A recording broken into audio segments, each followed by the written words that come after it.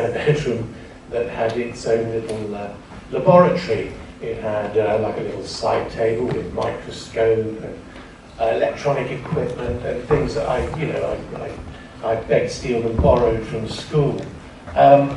It wasn't really until I got a summer job at the London Palladium, and Tommy Cooper was on the bill, and Clive Dunn was doing his granddad singing, and I was literally backstage. I just got this holiday job, and really it was from that point that I was hooked on wanting to become an actor, because there's something about the Palladium that is just amazing. It was wonderful.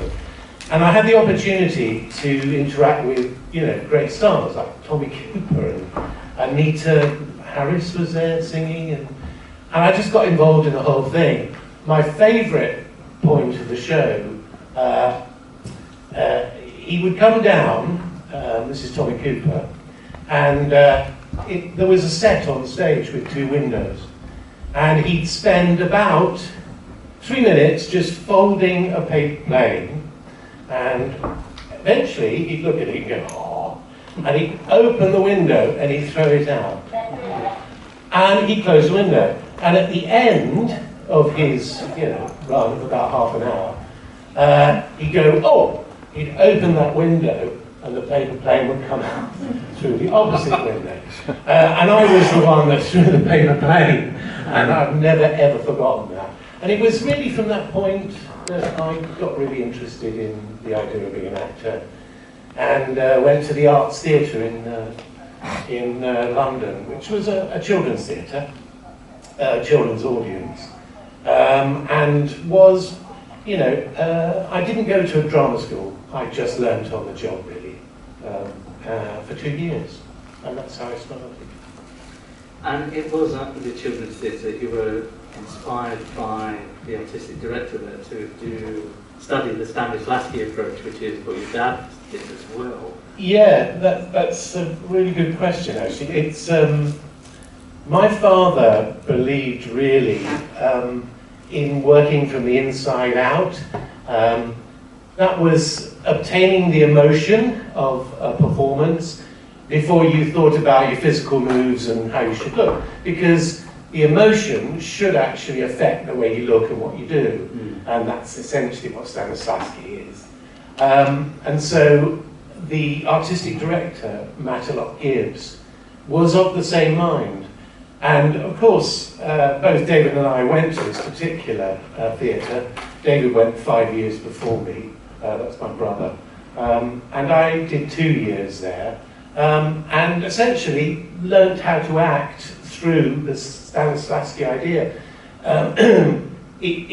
There are 2 different reels. I mean, it's a terrible generalisation, but there are 2 different sort of types of acting. There's one where you obtain the emotions first, and then you get your performance.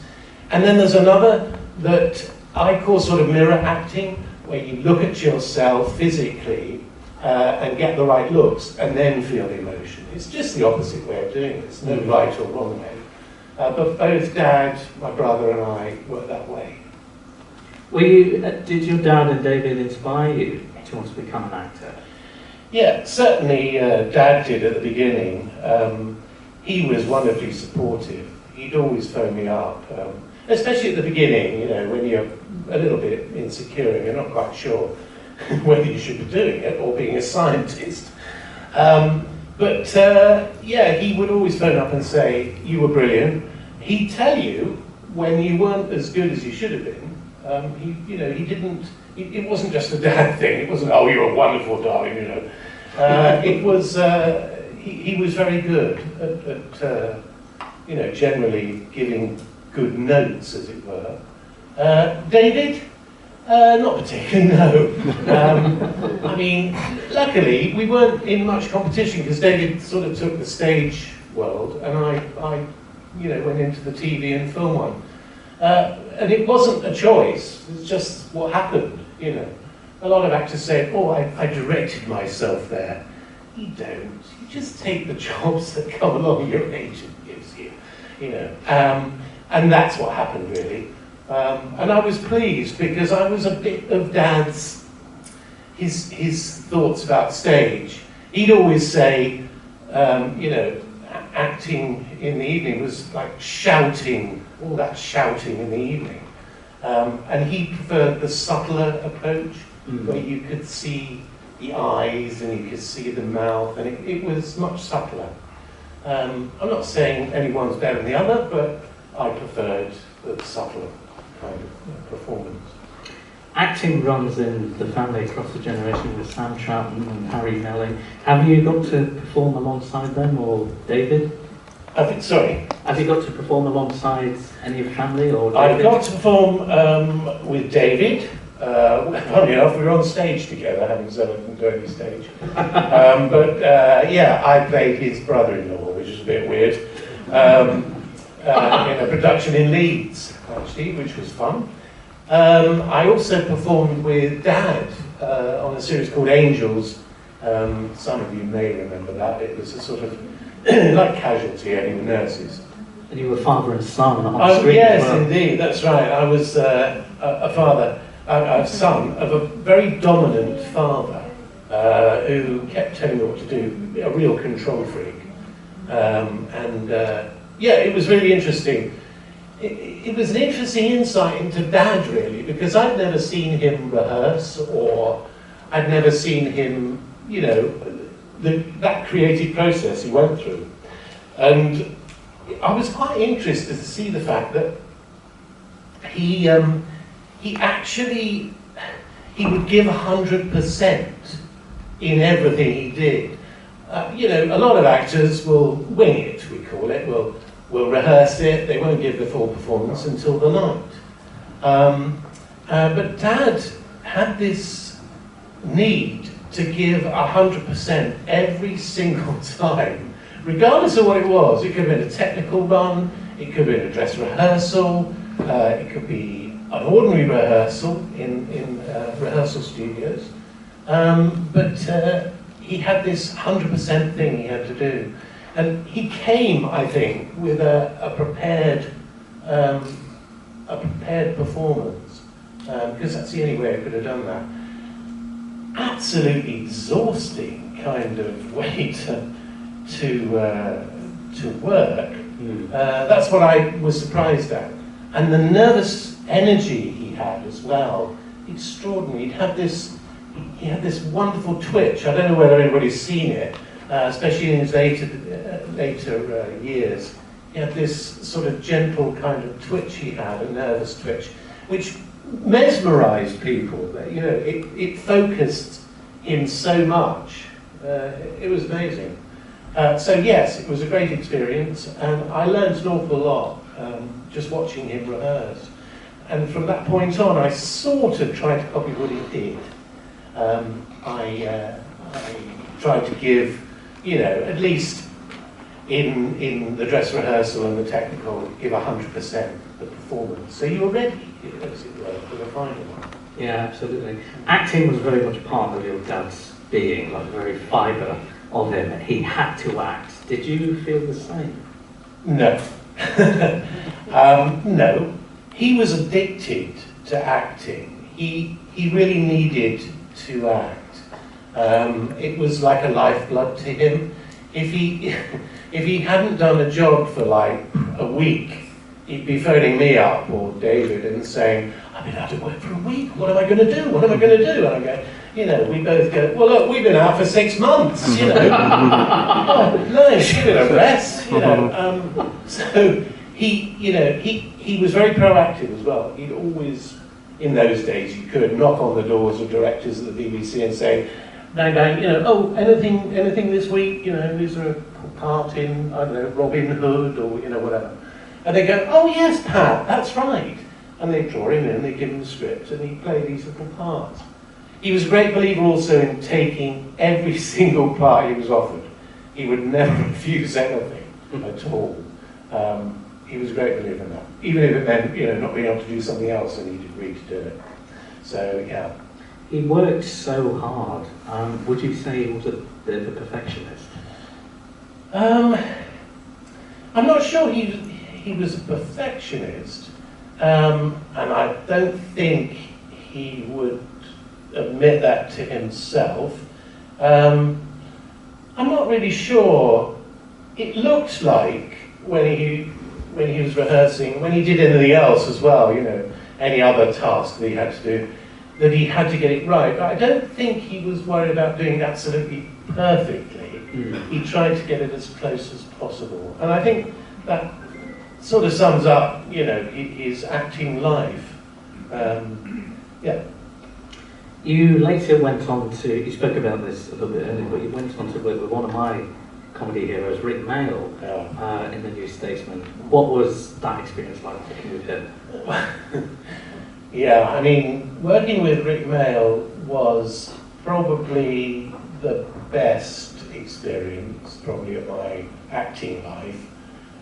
Because to me, he was A, a comedy genius, and B, he was way ahead of his time, and C, he was a brilliant actor as well. He was a wonderful actor. When I first met him, in those days, we were allowed 3 weeks just to kick scripts around, because it was such a new thing, the New Statesman, this satirical comedy. I mean, it was an extension of, you know, the puppet thing. Spitting Image. Yeah, Spitting Image. And we were given 3 weeks to sort of throw things around, and I remember I just learned in those 3 weeks so much about comedy from Rick Mail that I didn't look back. You know, I really owe him an awful lot. And the other thing about Rick Mail was he wasn't as mad as he, you know, that you saw on screen. He was an incredibly gentle, interesting, sometimes introvert kind of person, which is quite interesting because, you know, when he was performing, he was a complete lunatic. Also, I think, you know, he was able to, yeah, I don't know, he was able to give me a lot of confidence, because I've not really done a large amount of work in front of a studio audience. And the problem with a studio audience is you're not quite sure who to act to. Do you act to the camera or do you act to the audience? And Rick certainly knew who he was going to act to. He acted to the audience. But I sort of learned to have that happy medium, you know, where you included the audience, of course, because you reacted and you had to wait for the laughs to die down. But also the subtle little things that you could do to camera that, you know, that you blocked in rehearsal were really important. Because really I was a reactor in that. I wasn't an actor. I was reacting to everything he did, you know, whether it was, you know, lighting my arse with fuel and throwing me through a window, or hitting me over the head with a large salmon. You know, it was the reaction that was funny.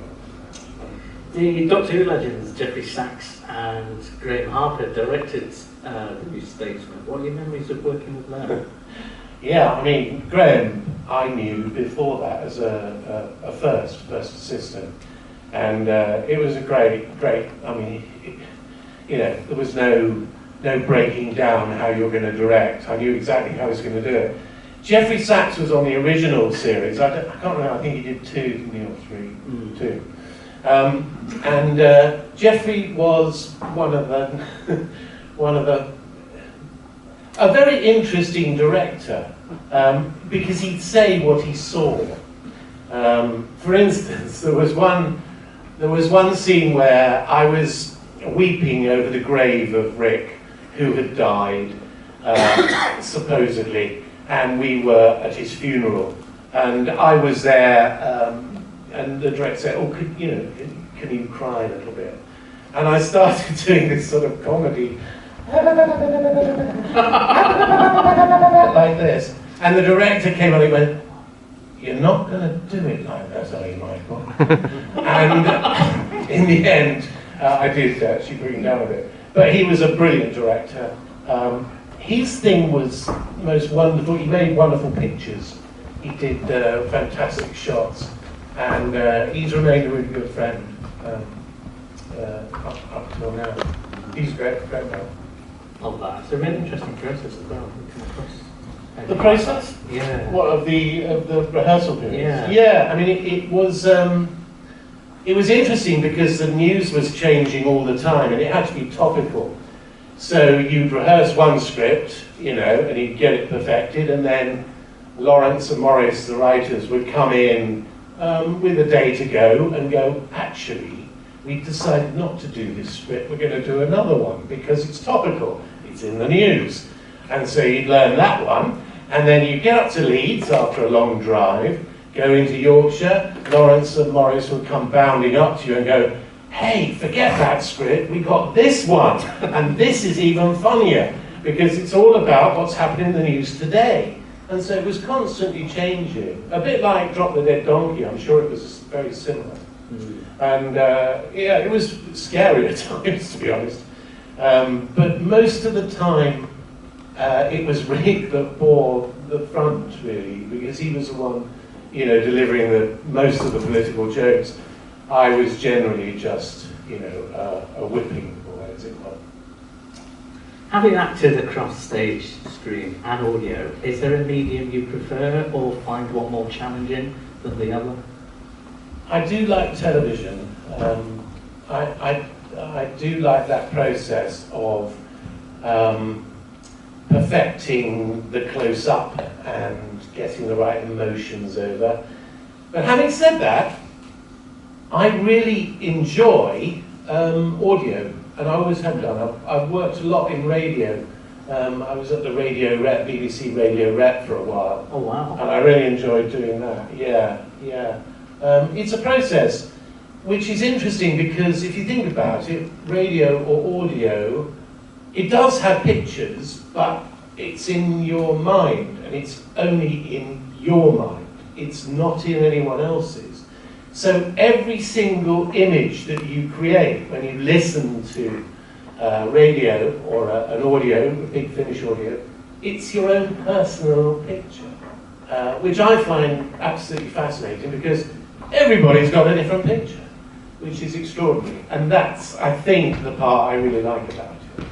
Do you find radio more liberating because there's so much more you can do that isn't possible on screen or stage? Oh, absolutely, yeah. I mean, you know, I do lots of voiceovers, and I play, I don't know, 5-year-old child, and then the next minute I'm playing a 50-year-old man, and it's wonderful, yeah.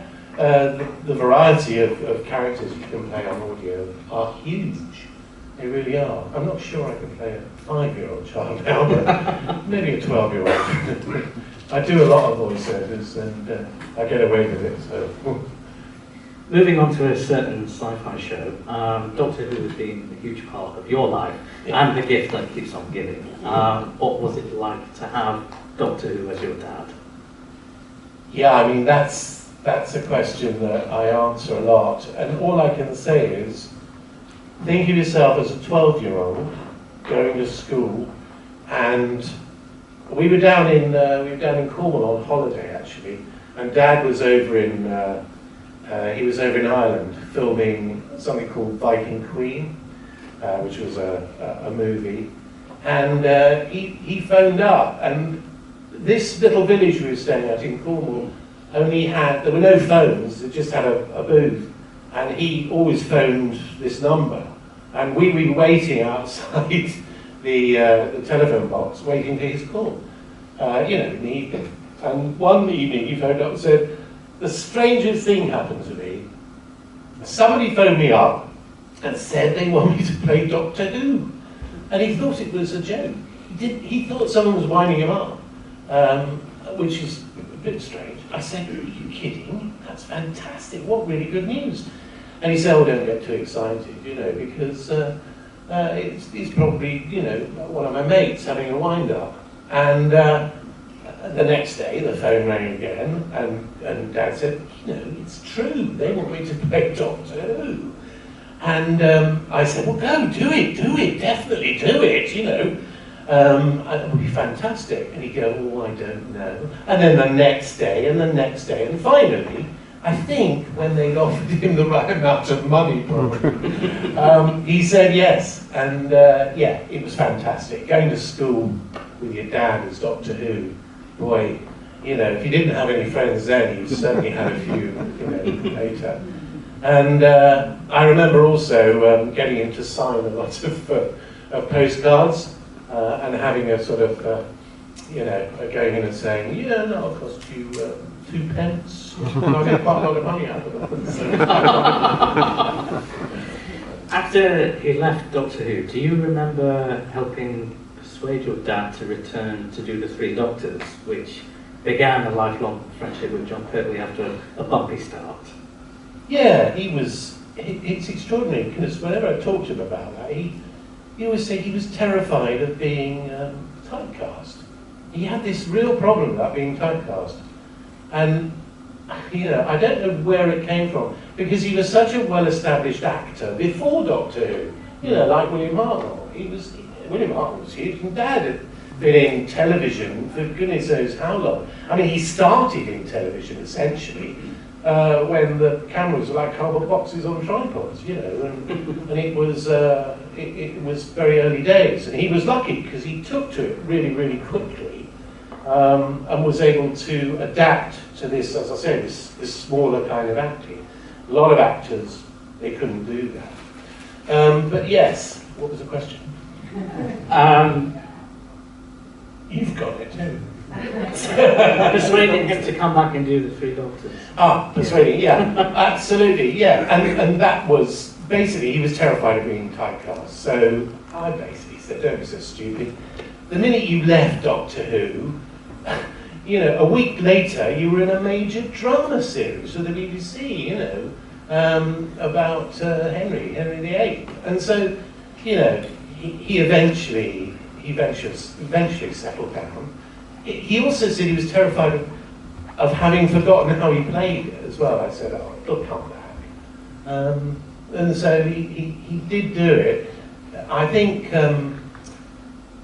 one of the directors was very persuasive as well. Yeah, I think probably Fraser as well had a lot to do with it. Yeah. Writing your dad's biography, it opened up a man who was so closed and private. What was the research process like going through his diaries? Did you discover new stories or any surprises on the way chronicling his life? It was a voyage of discovery. Yeah, I mean, a lot of it I had no idea. Because you've got to remember, if you know about Dad's life, he left when I was probably a baby. And really, the rest of the family thought, you're probably the person to write his biography because you've not been affected by the fact that he left. You know, I knew him as a lovely dad who'd come round, you know, come on the bus and he'd come and visit. He was really good. He was able to come around really regularly, and I used to play with him, and so did Dave and Joe to that extent. So, you know, I didn't really know enough of his early days to write the biography. So my sister was a real help in that. She was able to fill in those days when I was either a twinkle in my mum's eye or, I was too young to really realise what was going on. The research was very interesting. It took me about a year, which is quite quick, really. I contacted members of the other family and was able to talk with one. The other two didn't really want to know, and I quite respect that. But he, you see, filled in the gaps that I didn't know about, or neither did David or Joe about the second family. And of course, the second family were, you know, he wasn't married to the lady who he had the 3 other children with. And so, you know, it was quite difficult to come to terms with that, I think, for my brother and, you know, for my sister. But as I say, I wasn't really affected by it because I didn't know. And I did actually find the most amazing thing was that the amount of work he had done. I hadn't realised, when you actually look at a list of all his work that he's completed, it was absolutely immense. And this idea that he was going to be typecast was absolute rubbish. I mean, he never stopped working, absolutely never stopped working, right up until the end. Incredibly prolific. He really was. After writing it, did you feel you got to know him better? Yeah, it was lucky actually. I mean, I got to know him better at the end of his life because he moved into a flat very close to where I lived. I was in Richmond and he was in, near Kew. And I was able to get to know him a lot better. We used to play golf together, which was quite interesting on occasion. He really, when he wasn't playing well, you knew that he wasn't playing well. You know, he'd throw his clubs on the floor like a little baby having a tantrum. It's quite funny. But we had a good time, and I did get to know him. I'm really pleased I got to know him better towards the end of his life. Yeah.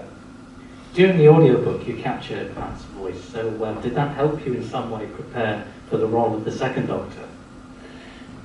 I don't think so. I think with the role of the second Doctor, when Nick phoned me up and said, "What do you think about this idea?" My initial reaction was, I mean, that's just like a sort of advertising gimmick, you know, son of who plays who. I thought, do I need to touch this really? I don't know. And then the more I thought about it, the more I thought, oh, it's actually quite good fun. And I could see, you know, a sort of image of Dad looking down and going, "For God's sake, take the role, you idiot." You know, which was generally what he said about all roles. Yeah, I mean, what I was determined was it was going to be a mix of myself and Dad. It wasn't going to be, you know, a John Culshaw, you know, equivalent. And he is absolutely brilliant at what he does, and he's a brilliant actor as well. But I wasn't a mimic. I can't mimic like John Culshaw. So I decided, you know, to do the energy of Dad really, and the mannerisms. And just rely on the fact I sort of sound like him anyway, so it didn't really matter. There were occasions, you know, where the rhythm of Dad's lines would stop. You know, he'd go, "Oh, come on, Jamie, I think the time has come," and he'd cough. And I tried to get those little moments in. The cough, of course, was to remember his lines. There was nothing in the performance. He'd always do this cough when he'd forgotten his lines, which annoyed you know who a lot. Yeah. You were recently at the unveiling of the blue plaque at the Patrick Troughton Theatre at Mill Hill. How was that seeing? How did it feel? Your dad still being honoured and remembered in that way there. It's amazing, isn't it? I mean, I think the Doctor Who family is just incredible. I mean, it's an extraordinary thing. And really, I mean, that moment, you know, my sister and I were up there. We thought there'd be a few people there, you know, and there'd be a cup of tea and we'd go home. But actually, all these wonderful old actors turned up. Makeup artists, costume artists, all from roughly that era, to celebrate this man who obviously had affected them in some way to come all that way. You know, Mill Hill's quite a long way out for most people in London, and some people have come by train from outside London. And when we got there, Joe and I, our mouths were open in admiration. It was a wonderful moment. We must have had, well, I would say over 60 people there really. I was expecting like, you know, 4 people and a dog. But it was fantastic. He'd already had the theatre at Millville School named after him, called Patrick Troughton Theatre. But they put the plaque on the side and we celebrated his life. It was very moving actually, it was lovely.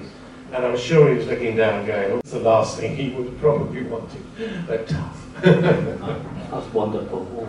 Before becoming the Doctor for Big Finish, you were on screen with Peter Capaldi last Christmas, and you were already good friends. Is that right? You'd worked together before? Yes, Peter and I had done a couple of things together. Something called The Chain, which was a drama series, and I can't remember, some children's series as well. And we'd become really good friends before that. You know, colleagues. We didn't see each other outside work, but what a lovely man he is. I mean, he is a gentleman in the true sense of the word. And what was really sweet was, when I arrived on the set, he was so overexcited, because everybody knows he's the Doctor Who freak, isn't he? I mean, he just absolutely loves Doctor Who, and anything about it. And in between scenes, he kept running up and going, Michael, so what was it like? You know, what was it like being 12 years old on the set of Web of Fear? I mean, was it fantastic? What was the set like? Was it really real? It was just brilliant. And it was this constant banter. And I get texts on the phone, you know, while I was in the hotel in the evening going, oh, by the way, I forgot to ask you this, I forgot to ask you that. It was just wonderful. But I mean, I remember going onto that set for the first time was like being transported back to when I was about 12 years old. You know, we went onto the set, this fantastic set they built, this polar sort of explorer centre. And I thought it was all going to be green screen, you know, with it put on afterwards. But no, it was all real. It was non-stop press and things that pull, and it was brilliant. It was a great experience. And I have to say, I do have a soft spot for Peter Capaldi's Doctor, I'm afraid. Yeah. Oh, it was so much fun.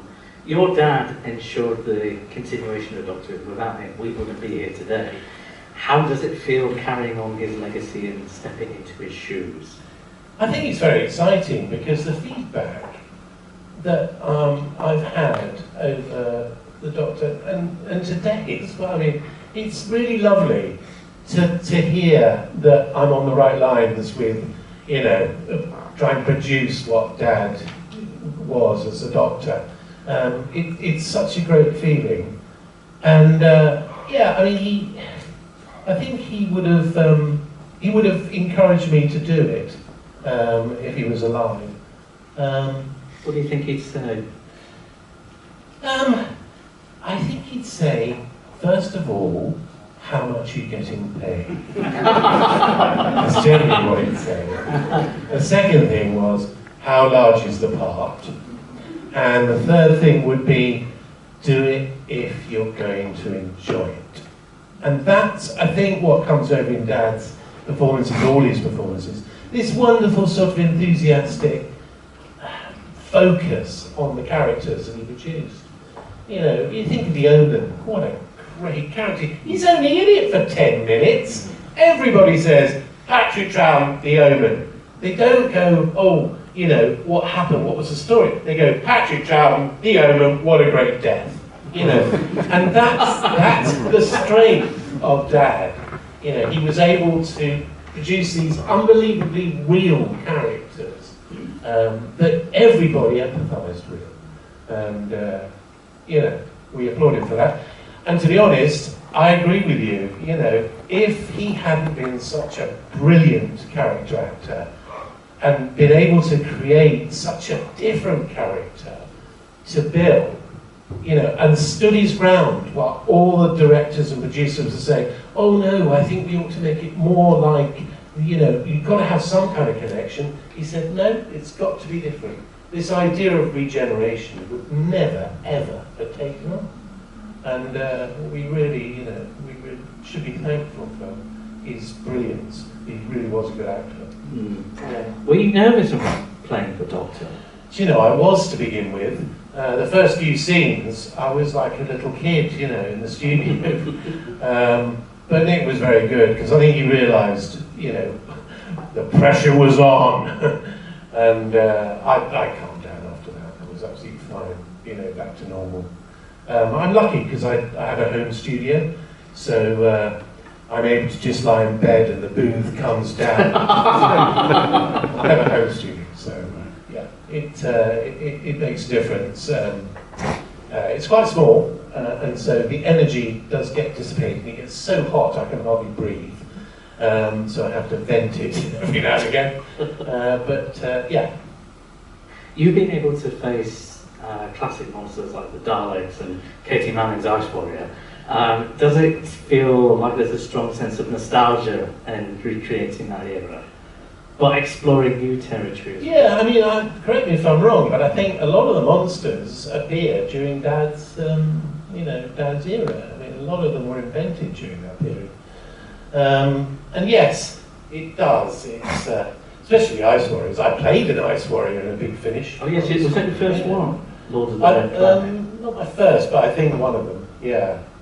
And Katie Manning, wasn't she? If everybody's listening, Katie Manning was absolutely brilliant as the Ice Warrior Queen with this incredible eyes.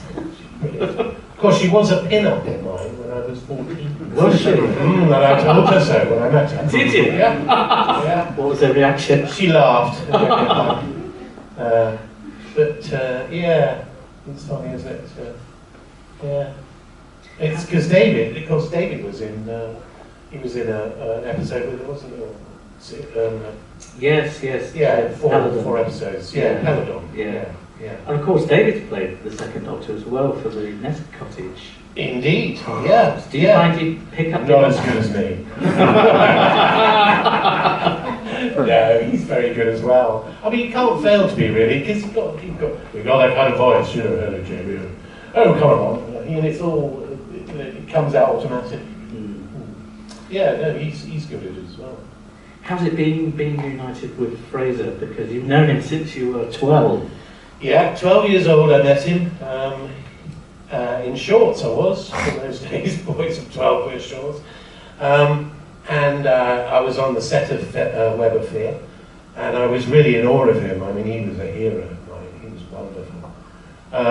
And then we sort of passed one another in the night, as it were, at Yorkshire Television, when we were doing, I was doing the new Statesman and he was doing Emmerdale Farm. And we'd always sort of go, oh, hello, like that, but we never actually talked.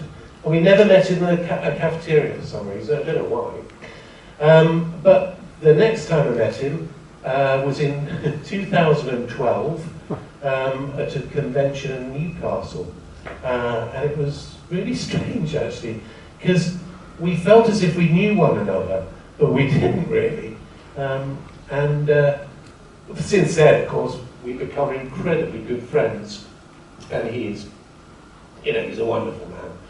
And he bowed out of doing Dad for the 6B series, and was very happy to do so. And we've got a wonderful relationship between him and me now, as Fraser and Dad, and we have great fun doing it. I mean, some of the outtakes, we must get one together one day and play them. It's wonderful fun. You share a lot of scenes together. Do you feel there's that double act rapport that you? Yeah, I think we are getting there. Yeah. With the help of Fraser, of course, because I'm guided by him really. But having seen some of the DVD, of the old stuff, there were some wonderful moments that they put in, and we do that as well. Ad-lib moments. There's a moment, isn't there, in the DVD where he goes to hold somebody's hand and gets Jamie's by mistake and drops it. All these kinds of tiny little things which make up wonderful characters. I put in a number of sort of ad-libs into the script as we go along, because I know Dad would have done the same. And Nick goes, yes, we'll have that, that's great, For instance, there was a moment where I walked into a pub in the 16th century, and the bartender said, what do you want? And I think the original line was, oh, I'll have a piece of bread and some soup. And I just thought, Dad would have said, I don't suppose you have a pot of tea for one and some digestive biscuits. And of course, everybody went up in the studio. And those are the sort of things that I think add the colour to the performance, hopefully. Your dad was a very expressive physical actor. Do you embody those mannerisms when you're performing? Because you capture that giddiness, that lightness, that mischievousness. It's absolutely exhausting. Yeah, I mean, being physical in radio is not a very good idea, really. I'm in a very small sort of recording studio, and it gets very hot. But I do try and, give. He never stood still, Dan, when he was doing stuff. He was always rushing around everywhere, and I try and get that into the audio as well. It's very difficult. Is there any other doctors you'd like to work with for Big Finish? Because you worked with Tim Trelaw. Yes. Yeah, I would have, yeah. I'd like to, I have to say, I'd like to have worked, and I have actually worked with him, but on radio, Tom Baker. Yes. I'd love to have done a proper, television or a film or something with Tom. Because he is such a wonderfully eccentric man. I love that kind of person. They've got this wonderful character. Yeah, probably Tom. Of the new ones, I think Peter Capaldi. I fulfilled my ambition. I think Peter was a lovely man to work with. Generous as well. He wasn't a star, he was wonderful. Looking to the future, what's next for you and your doctor, especially with the 60th around the corner? I can't say, but I can't say, but there's been a lot of social media activity about the fact there's only one a year, and so probably I'd best leave it there. We're probably going to do more. There's 2 in the pipeline at the moment, and we record those in quite soon, actually, in about a couple of weeks. And they're very, very interesting. That's all I can say, really, or Nick Briggs would kill me. So, yeah, there are 2 more at the moment, possibly a 3rd coming up very soon. Very exciting. Yeah. We have some time for some questions. Does anyone have any? Hello. Yeah. Yeah, well, just to say thank you so much for doing those big Finish. You mentioned earlier you were worried it would be like a bit of a gimmick, but it's not a gimmick at all. It's a brilliant actor in you playing a brilliant part, and so thank you for that.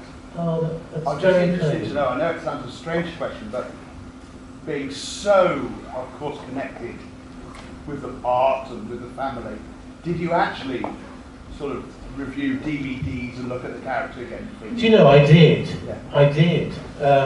I listened to audio as well, the animated ones, just to try and get his rhythm. Because I think, as Tim was saying earlier, it's more about the rhythm of a voice that gives that impression. You can be absolutely accurate in representing the voice vocally, but there is this energy, this bounce, this rhythm to the way they speak that I needed to get, and I didn't have that to begin with. And I did an awful lot of research listening to various DVDs, and it helped a lot. It comes easily now because I'm more relaxed about it.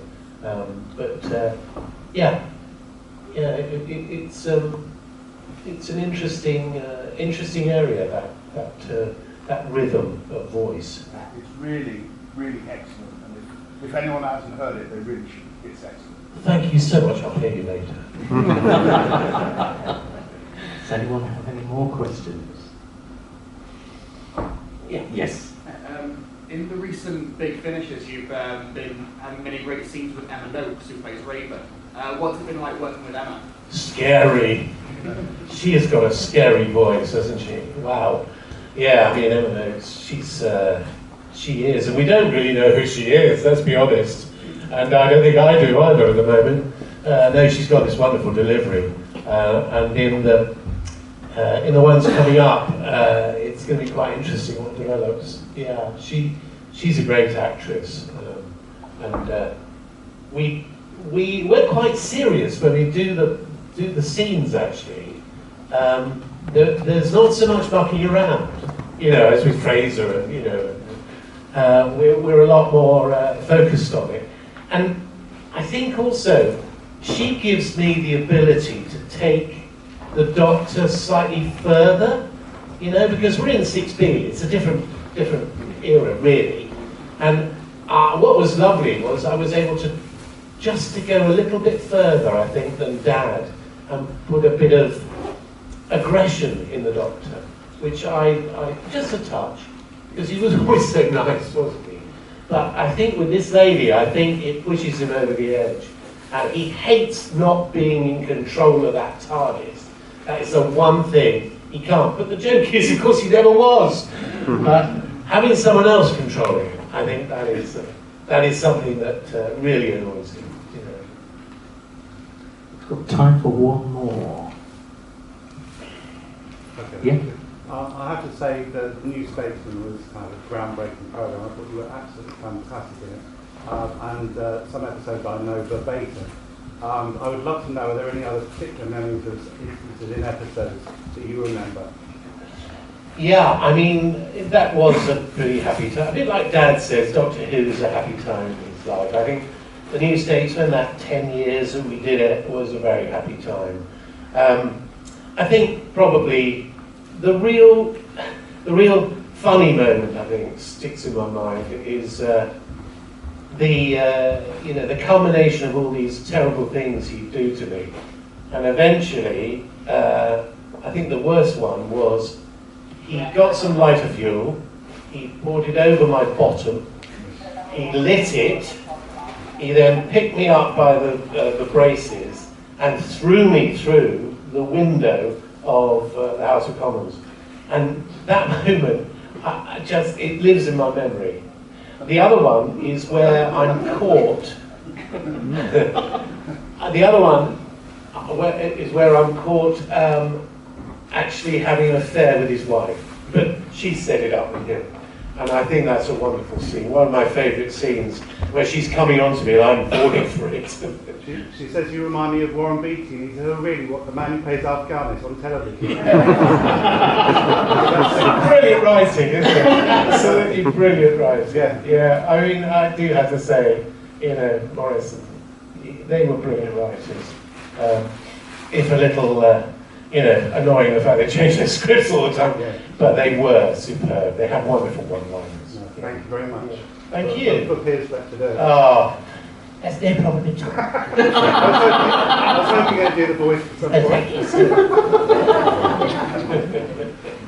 Sadly, that's all we've got time for. Time's rolled by so fast. But thank you so much, everyone. And even greater thanks to my wonderful guest, the one and only, the Doctor, Michael Troughton.